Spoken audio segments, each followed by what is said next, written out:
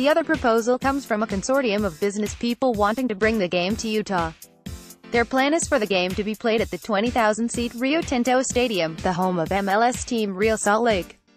New powerhouse, Jason Taumalolo's Tonga were the smash hit of the Rugby League World Cup. Tonga, one of the success stories of the World Cup after beating New Zealand on their way to the semi-finals, would have plenty of support in Utah. 1 in 4 US Tongans lives in the Beehive State, and organizers believe they won't have any trouble drumming up interest. There are alternate plans to take the game to more traditional markets, such as Brisbane's Suncorp Stadium and Mount Smart Stadium in Auckland. However, secret talks with officials involved in the U.S. proposals have been positive, with their chances likely to improve if the Denver test is deemed a success.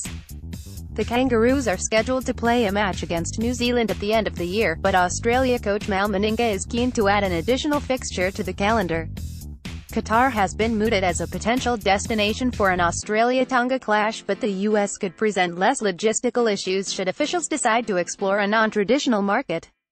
Tonga has the potential to become an international powerhouse, but the nation's development has been hindered by a lack of playing opportunities.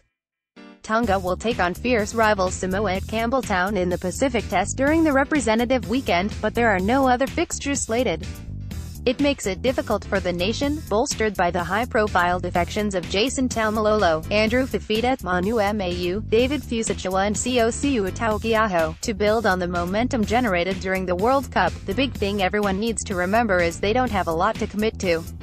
Tonga coach Christian Wolff told Fairfax Media last month, "We need something for those guys to commit to, and that's meaningful games going forward. At the moment it's very hard for those guys to go out on a limb and make that eligibility decision when there's so much uncertainty going forward. The international calendar for the next 4 years only really involves England, New Zealand and Australia. We need to find a way for us to fit in somewhere. We've obviously had discussions with Australia, and the game everyone would love to see is us playing New Zealand again. Unfortunately, that's not going to happen in 2018. All the discussions for a game have been around Australia.